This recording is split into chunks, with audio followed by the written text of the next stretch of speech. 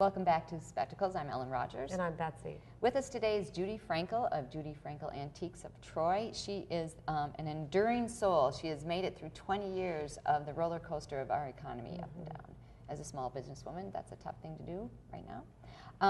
Definitely. But you have a really interesting business.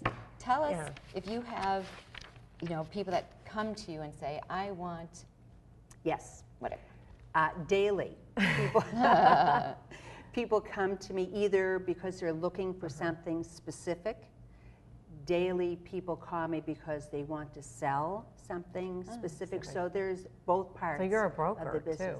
Well, I don't often buy from them when they come to me, partly because the value, they inflate the value. They don't know what the value might be. Right. But yes, when I go on my buying trips, which I go several times a year, I always make a special effort to contact my customers to see what they're looking for. And I have a wish list book. So people come in and they'll write me little notes, what they're looking for, specific sizes and so on. I like going with a shopping list because it helps me focus. Sure. I do all this buying in only about 5 days. I can fill up a 40-foot container faster than anybody you've ever seen. And in order to do that, you have to concentrate on what you're doing and what you're looking at. So I need that list. Has there ever been someone that has brought you something, or that you found and you went, wow, I know what this is? No. Bottom line is, really not. To my knowledge, I can't remember a time when somebody had, I wish it would happen, but so far it happens. I'm waiting for that piece. Right. But no, so far nobody's brought something in that I said, oh my God. No, it honestly hasn't happened. On the road show, apparently, it happened. The road show. I wonder if they're planted. I'm not sure. But they're like, I got this at a garage sale, or my Uncle Ned, gave it to me, and it's a Picasso. Wow. You know how often that happens? Yeah. Well, on the road show. On the road show. Yeah, right. Yeah. And the road show has changed. I haven't seen it recently. The antiques world. I don't watch it particularly, that often, because it's exciting and it's so much fun, and people think they have that treasure. Exactly. So has your antique customer changed by what they're over the years, what they're willing to spend, what they're, whether they want something specific or? Well, the road show and the internet has changed. Certainly people are more knowledgeable. People know to ask for a better price now when they may not have known to do so, which is a very strange part of the antiques business. It's not in any other retail business that I know of.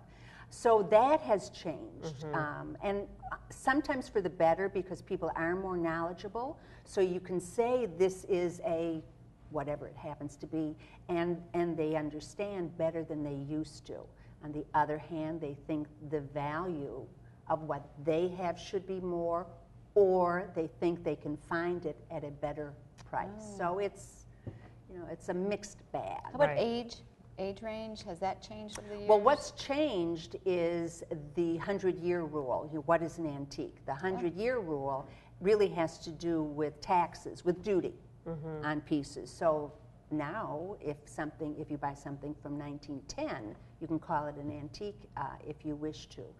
I think what has happened, period pieces. So period pieces are mostly furniture, for example, that was made in the early 19th, 17th century. Those pieces, though they recycle themselves through auction houses and whatever, have gotten very, very, very expensive. There was an article not so long ago about the Edwardian period, which is early 20th century, and how that furniture in particular was so very well made, and it was by and large, that is the quote new antique. Well, very interesting. Yeah. Did you find that you had to go back and study the history of furniture making? And I look at stuff all the time. I'm always reading articles. I'm a little ADD, so I don't always learn in depth. But over the years, it's a long time, and people I deal with teach me, and I'm always looking. at stuff. So you know a little bit about a lot of different eras. Exactly And correct. that's good, though. Yeah. So, now you mentioned the interior decorator. How did you go from the retail customer to helping that It niche? was always actually right from the beginning. Anything that I marketed, any pieces that I mailed out was always sent to both. Both. So it was always what I did. Over the years, it has grown. I have very, very good relations with most of the major designers, interior designers in our area. It's a lot of fun. We've been doing this year. I've had for the first time vignettes in the store. Yeah, I wanted to get into that. Now so now here's a special niche market, and we're going to do something special for that special niche. I love this part. Exactly. Okay. Cindy Schwartz, who works for me, she and I were brainstorming one day, what could we do not only to enhance our store in this market, but also to help the interior designer because they felt the fallout of the market also.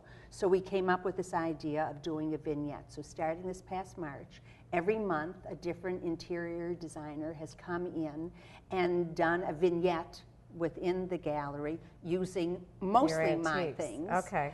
They have brought in rugs and things like that, things that I don't have. And it has been great. It has been fun for me, absolutely, and I think fun for them also. So we're going to continue it. We're going to continue it. Next year we're going to do it again with different designers.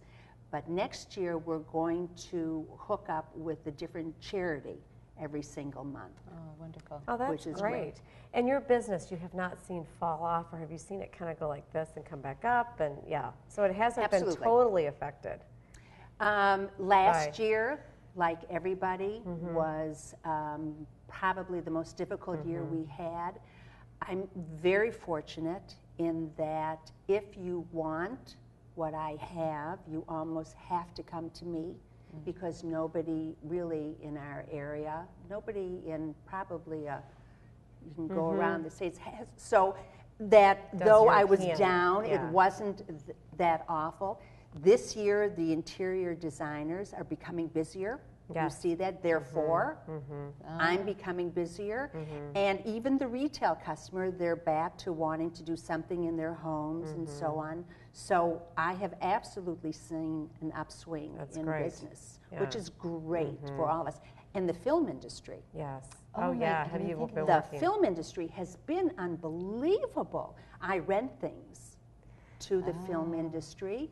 Who knew that? Who knew? Who knew? I love that. Who knew? Really, truly. It's just been, I think, phenomenal for Michigan. Yeah. Not just for me, but for Michigan. I've had, over the past several months, I think 8 or 9 film crews who have come through to rent pieces for their movies.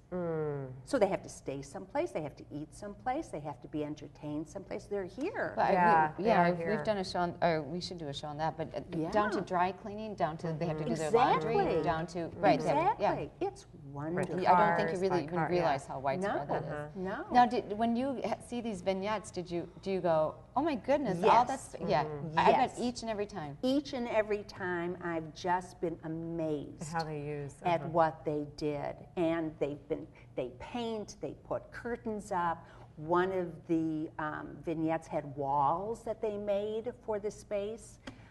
Amazing to me. So do you clear out of this 10,000 square foot building, do you just clear out a space and say, I clear out a space, yes, and they can do whatever they want to that area. When we first started, I thought it was going to be a very tiny little space. And Leslie Pilling was the first designer who did it, and she expanded as she would. And it's just been, and some of them... She needed more space for her talent. That's right. Yeah, right. Exactly. Really? That's no, okay. truly. The bigger the talent, the bigger the space. And each time they all come in and check out each other's vignette. So the bar gets raised and Wow. Well, and I think probably people recognize you as a European or interior design dealer or antique dealer, where most of them are, they do just United States, or they do Mexico, or they do Canada, or England. The antique They do dealers, you English. mean? Yeah, and some of them are faux. They have a lot of the faux antiques It's an issue. combined. Well, I'm sure it is an issue It's because an it's issue. a lot It's less a big expensive. issue. Not always, Really? fascinatingly enough. I tell my customers all the time that you have to know the difference. Yeah, it's hard to know the difference. And then you have to care. And you can mix it a little bit. Absolutely. Yeah. You know, positively. Uh-huh. I would bet, just in terms of design, that the vast majority of homes that the designers do are really more modern or more contemporary. I think so now. Overall, and they use. But they use stuff. architectural pieces to accent. All sorts of things. All sorts of things. And you talked about the architectural pieces. Have you seen, when you first started, was that even part of it? Well, when I first started, I bought a lot of folk art, so it is reminiscent anyway of architectural pieces. I've probably been carrying architectural pieces for, 15 years for sure, looking for it specifically. It's just, I buy so much more of everything now that I just have more of it. And what about restaurants and commercial buildings? Do you do quite a bit of that? It depends on the designer. Right. I don't always. Half the time, I don't know who their Who, what, client where, is, right. Doesn't where matter it to you, is. really. It does not No. matter, though I like to see it because Right. it's fun for me to see. Uh-huh. Sometimes I get very involved with the designer, depending on, If they're on the searching job. for pieces. So they've done all sorts of things, yeah. And do you have a website? Exciting. I do, Okay. judyfrankelantiques.com.